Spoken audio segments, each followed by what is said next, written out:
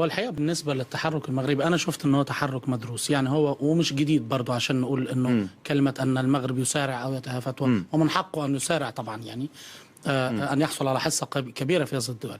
لكن هي طبعا هناك بروتوكولات لحماية الاستثمارات، وهذه اتفاقيات مع دول ليست أعتقد أن المغرب وقع عليها. ولا شوف أنا راني عينك نقلعهم لك، أنا نجبدهم لك. تروح ولا نجيك؟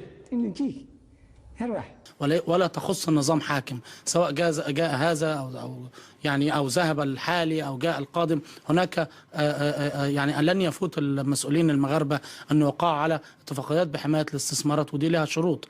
وبعدين المغرب ليس يعني دولة حسنة السمعة وحسنة التوجه تجاه الأفارقة.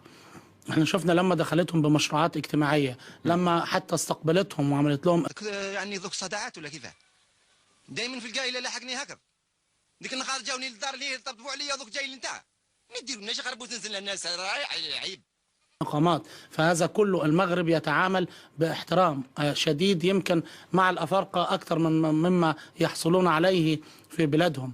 المغرب لم يذهب مغتصبا للثروات، لم ذهب للتنمية، ذهب للمشاركة، ذهب على فكرة رابح رابح، ذهب على فكرة دعونا نعمل سويا. بيأهل، أنا شفت برامج كتير لتأهيل الأفارقة في المغرب، في برامج تأهيل كوادر. طبعا هذا كله يسمن فكرة أن المغرب لا يقصي حتى أصحاب البلاد كما فعل معهم الفرنسيين، لا يعتدي على حريات الآخرين. المغرب يدرب الكوادر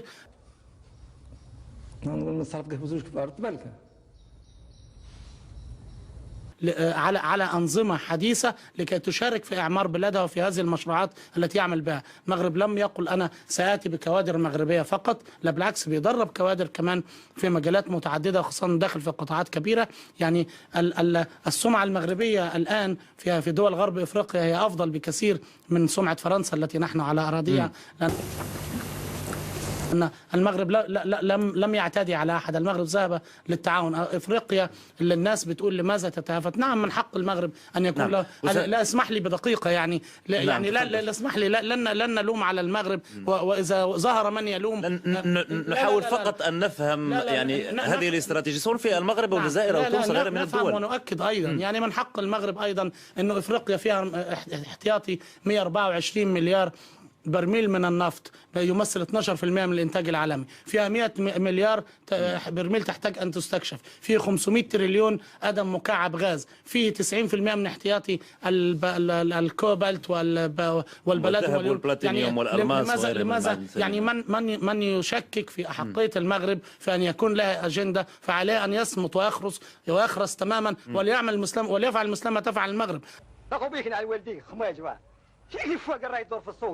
أما أن أرى أن دول تهاجم المغرب على سبيل المثال وهي لا تستطيع أن تنشئ مصنعا على أراضيها، فأعتقد أن هذا يعني غير جدير بالمرة بالاحترام ولا حتى بأنه نعيره اهتمام.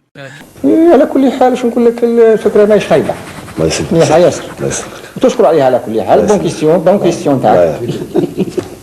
كلمة لطيفة يعني نحن نكررها ونتمناها، هي كلمة لماذا لا نتحد. يعني هو عمليا الآن المغرب ذهب منفردا، واحنا حتى شفنا تعاون مع الجايكا اليابانية اللي هي زي الايد الامريكي في افريقيا، ومع بعض البنوك المغربية. الجزائر عنده مشكلة حقيقية كان بيتكلم فيها الدكتور دلوقتي، وهي انه الجزائر يعني كنا رقميا كانت الصناعة تمثل 30% من حجم الاقتصاد الجزائري. يعني إذن لديها ما تصدره وما تنتجه وما تتعاون بشأنه. اليوم الجزائر عمليا الصناعة تمثل 5% اللي نقدر نعتمد عليه. صحيح لديها مقومات، ولكن المشكلة انه احنا ما زلنا بنتعامل مع بعض ايديولوجيا. المشكلة ان احنا ما زلنا بعيدين عن التعاون. يعني بركات حشمنا، ما حبيتش تحشم على روحك. خفنا، ما حبيتش تحشم. شهدنا، ما حبيتش تحشم. وتوزنوا ها خش نضرب ضدك الشاب وانت راك تلبس ها اللي مش يقلب اخوة الكلين. عمليا الجزائر الآن لا تستطيع أن تخرج إلى إفريقيا منفردة. الحل العملي للجزائر إما أن تتعاون مع المغرب مباشرة ويشكلوا قوة في هذا الاتجاه، وجنوب غرب يعتبر هم يشكلوا تحالف كبير بينهم عشان يكون هذه الدول لهم فيها حصة كبيرة تعود بالنفع. روح يا سيدي كما هولنا الله يهول الناس. امين. ولا والله اليوم حلقة كما راك حي خليني روح يا سيدي كما هونا الله يهون الناس امين الله يريب ساسو امين الله يقلب قنطاسو امين ان شاء الله يمرض النض الحب في راسه امين ربي يربطوا على الضنايا والزواج امين يا سيدي ان شاء الله وين نروح مقلوق عليه امين